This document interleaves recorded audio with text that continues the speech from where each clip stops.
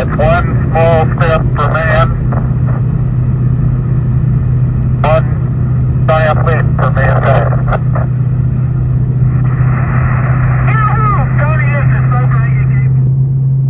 100,000 miles.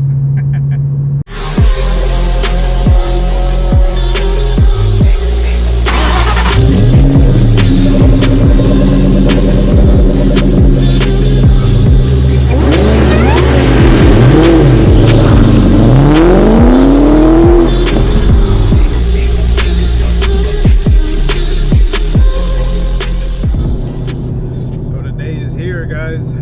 Today we're fixing to hit 100,000 miles on this 10th anniversary torch red Cobra. It's a bit of a bittersweet moment, but it's a milestone that I'm proud to hit in this car.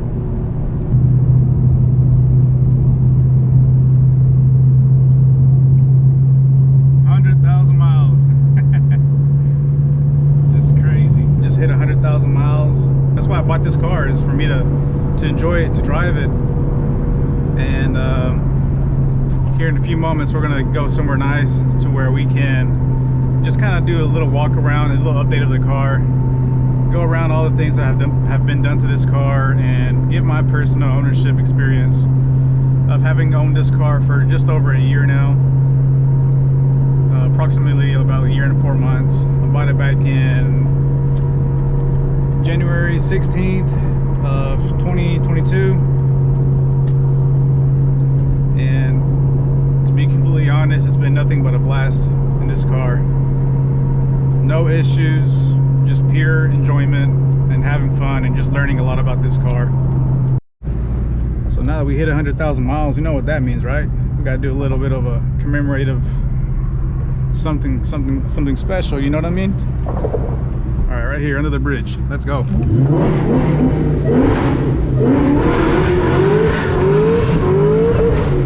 Woo! Look at that. Yes, sir.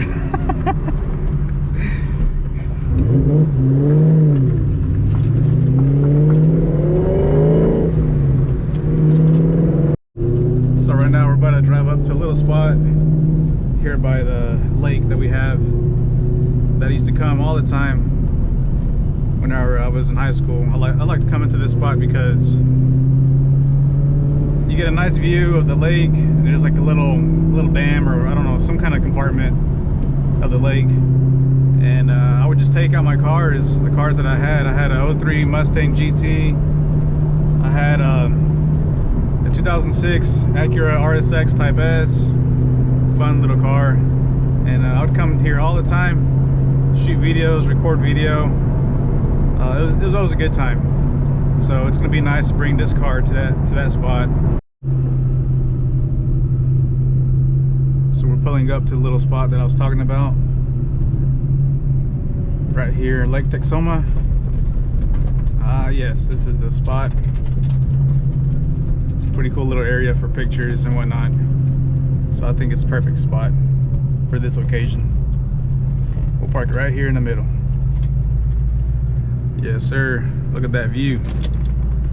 All right, guys, so we just pulled up to the spot. We're gonna do a little video, a little walk around of the car, talking about my experience of ownership of having a 100,000 mile Cobra, and basically just talk about all the things that have been done to this car. So with no further ado, let's get into it. So to be completely honest, as I was saying earlier, this car has been an absolute blast, an absolute joy to have up till now. It's given me zero issues, and I think I got a really good one. You know, it's a car that's been properly built.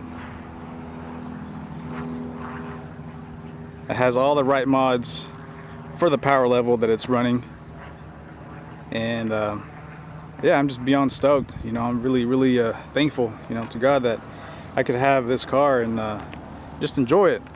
And of course, I've done my little touches here and there to make it per my liking. But overall, it's been a joy. 100,000 miles, guys. 100,000 miles. And to be completely honest with you, this car looks better than most low mile Cobras that I've seen in the past. With all respect. So with that being said, I do want to say that not necessarily a low mileage Cobra is going to be the best option for everybody. Of course, who wouldn't want a low mileage Cobra? I mean, even I would, right?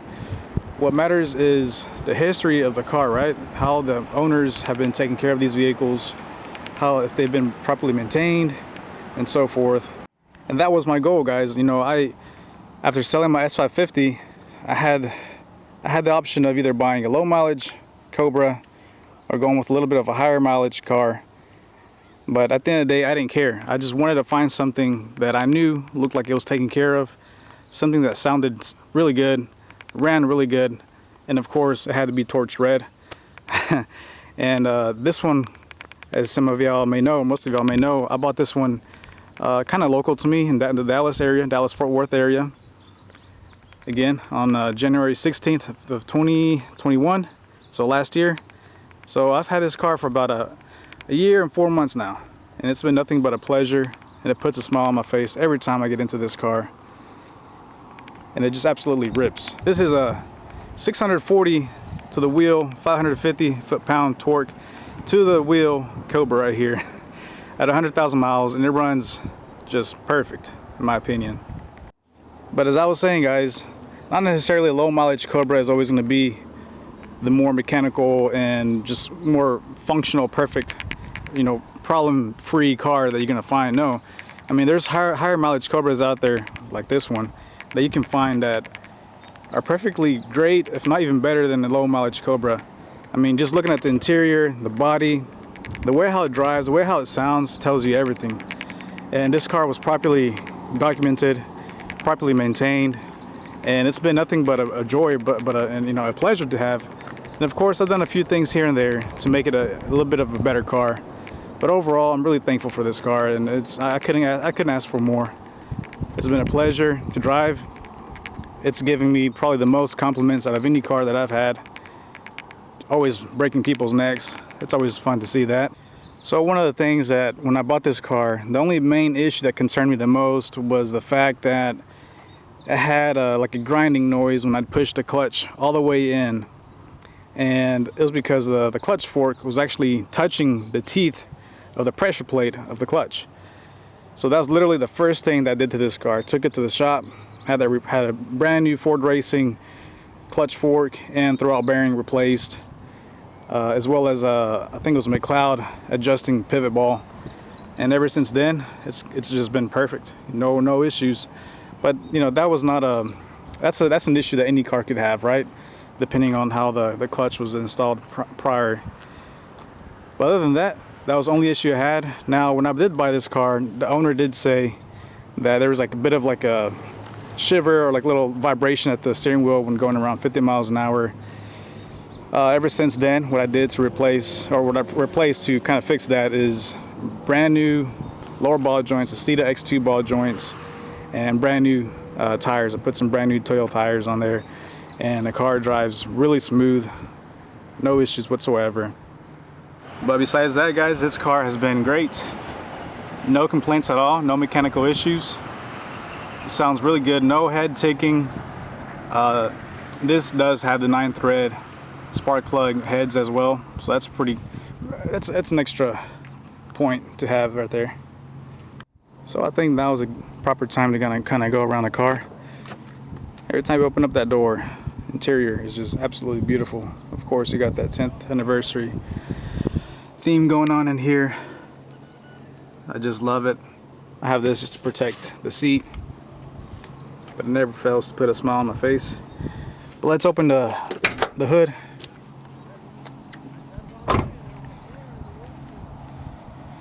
Alright, so we're going to start with performance mods. Look at that beautiful engine bay. Man. Alright, so this car, I'm just going to go with, first I'm going to talk about all the modifications that has been done to this car, then I'll talk about the things that I've done. So, first things first, Whipple 2.3 liter, it's a Gen 2, 60-pound injectors. It's got a Kennedy Bell booster pump, Metco idler pulleys, Gates green belt, aftermarket or the custom catch can setup that I made for this car. Got 2 hoses right there coming off of both valve covers. JLT carbon fiber intake. We got the SCT BA 3000 mass airflow sensor. Harpo Autofab radiator cover. It's got a custom little expansion tank. Metco 4-pound lower pulley. Then we got the long tube headers, American Racing 1 3/4 inch with the 3-inch off-road X pipe mated to the Bassani 2.5 inch stainless steel catback. The car does have a MMR head cooling mod, spec race clutch. And bear with me guys, I know I'm going to be forgetting a lot of stuff, but just kind of going off the top of my head. Now as for the suspension, it has H&R race springs with no isolators, and it has Steeda X2 ball joints in the front. And for the rear, I put 1-inch H&R hub-centric wheel spacers. We got the OEM front 10th anniversary wheels with drilled rotors on all 4 corners as well, and upgraded ceramic brake pads with stainless steel brake lines as well. And I don't know if I mentioned, but it has the Steeda X2 ball joints in the front, and also the Coney adjustable shocks. And I forgot to mention Maximum Motorsports caster camber plates as well. Oh yeah, and it's got the LFP big mouth throttle body, and that has a bunch of other little bushings and stuff for the IRS done as well. I just don't know what exactly they are off the top of my head, but the rear wheels are American Racing, or excuse me, American Muscle 10.5 inch wide 10th anniversary replicas, which really set off the look of this car, I think. For the rear as well, we got the Nitto NTO 5Rs. So these are 315, 35s. For the most part, they do a good job hooking. But this car has a lot of power. I mean, and it's a lightweight car. It's really nose heavy, so the rear can break loose easily. These were one of the first things I did to this car too, is install these tires. And once they're warmed up, they do a pretty good job of hooking up. But still, this car has a lot of traction issues. But that's alright, because I have fun in this car, you know. And it's at times it even gets a little scary, I'm not gonna lie. It's also got a BMR differential brace for the differential on the car. And I forgot to mention too, it has a 26 spline input shaft for the transmission. And of course, whenever they changed out my throwout bearing, I had actually my buddy of mine was the one who did that job for me at the shop. He also replaced fluid as well with some AMSOIL ATF, synthetic ATF. Back to the performance stuff. It has a 3.5 inch upper pulley for the Whipple as well. And I think as far as performance and the suspension specs go, that's about it. I mean, I know there's more to it. Oh, and it has a gorgeous heat exchanger as well, and a 170-degree thermostat. There might be a few things I'm forgetting, but most of all, I think that's the main part of it. So we'll kind of go with the exterior mods. Now, for the most part, this car is absolutely stock. From exterior mods, in my opinion, these cars don't need anything, absolutely nothing to make them look good from the outside, except maybe some lowering springs, and that's it. Maybe some wheel spacers like I did. But the things done to this car, exterior wise, it came with some true forged heat extractor vents, which are discontinued, so pretty rare, and I think they're really cool. I'm going to leave those on because I think they look good, and plus they're a special part as well. I installed these CDC hood struts, which change the game underneath the hood. Every time you just open the hood, it goes up by itself, and it has a clean look. You don't have that prop rod in the way, so that helped a lot. Of course, this was changed as well to a little snake in the front. OEM is a Mustang emblem, but I love the snake. Headlights original, taillights are original. I replaced the antenna with a little stubby antenna. I love this little guy. Cleaned up the look as well. The car originally did have some true forged, I got a little leaf right here. Wow, okay. The car did have some true forged vents for the scoops, but one of the little meshes fell off, so I ended up finding me a set of OEM vents, and I put these on, which those are special because many may know or may not know those have the words Terminator imprinted on the backside. I got a little carbon fiber license plate, no big deal there really, and black bumper inserts. That's about it.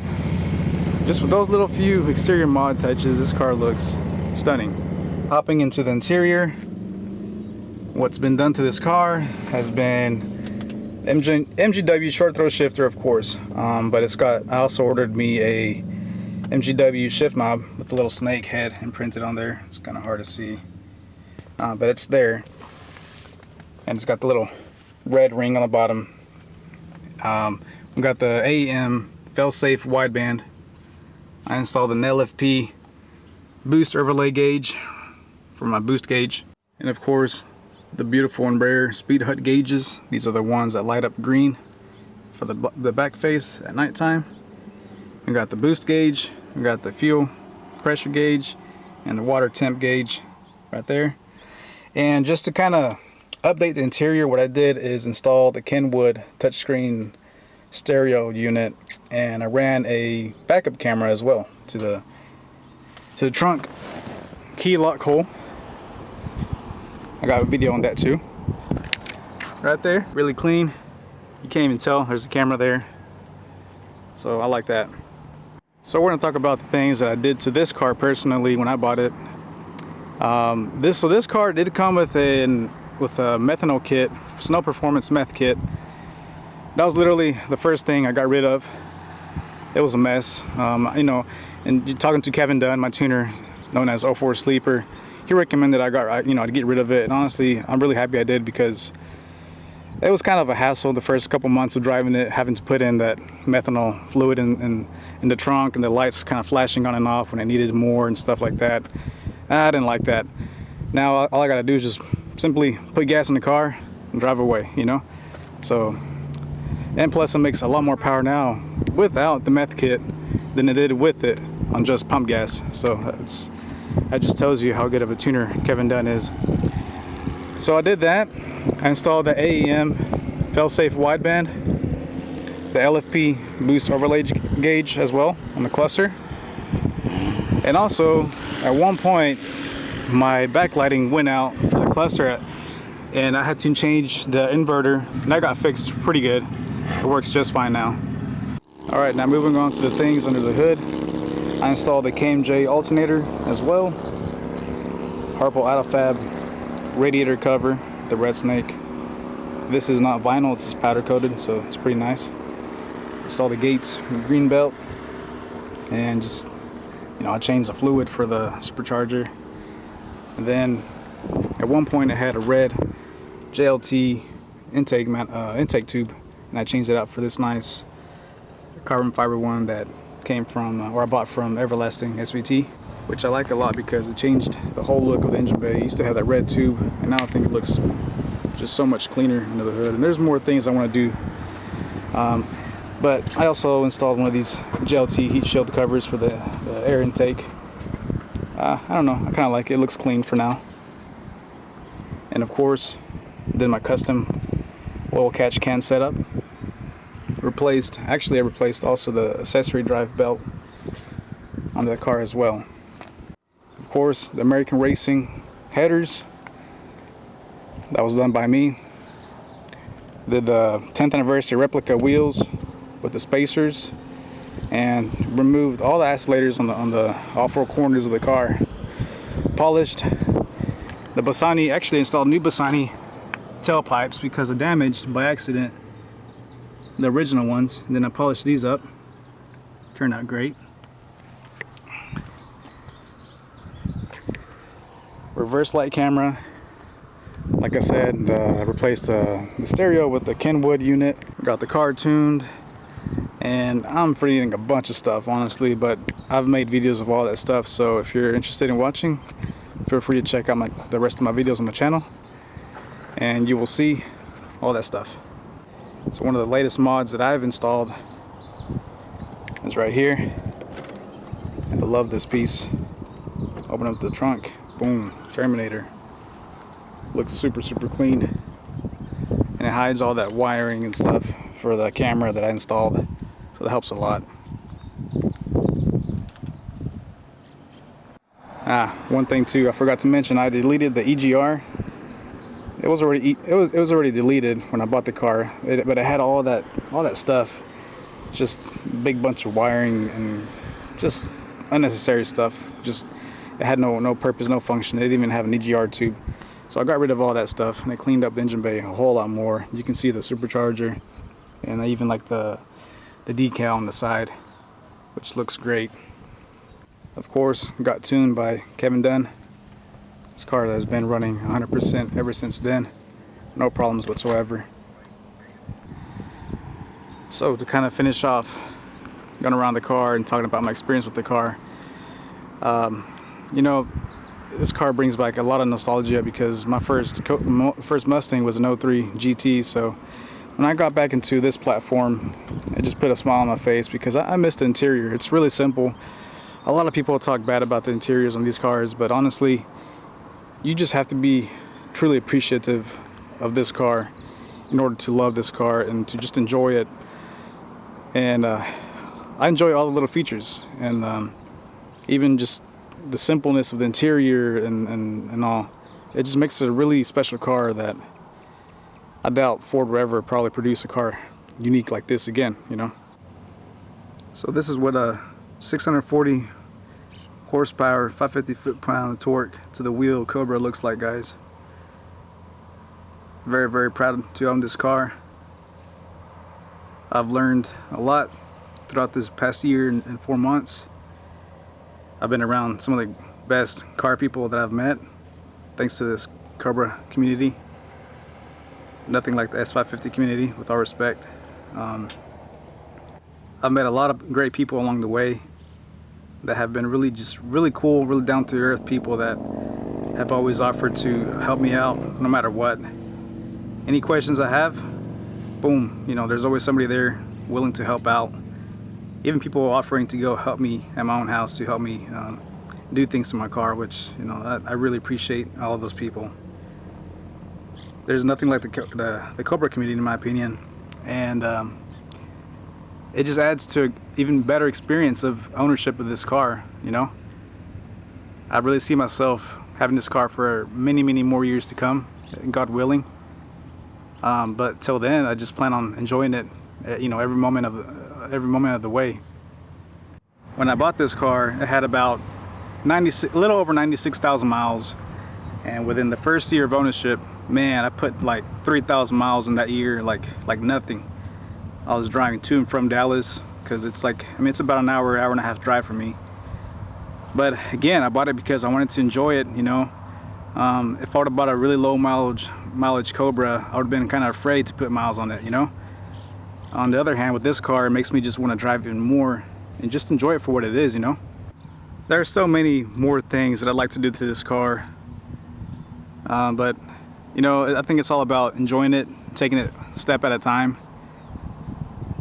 because you don't want to rush into it, because if you rush into it, you get everything all done that you wanted to do to it, then it's kind of like, well, okay, what do I do now? You know. So yeah, I just want to me it's fun installing parts and working on my car, getting to know the ins and outs. But yeah, I just want to take my time with things on this car, and like I said, and just enjoy it. So with all that said, guys, I think this is a good time to end this video. I appreciate everyone and all the support, and the journey continues. So stay tuned for more. Los Car 50 out.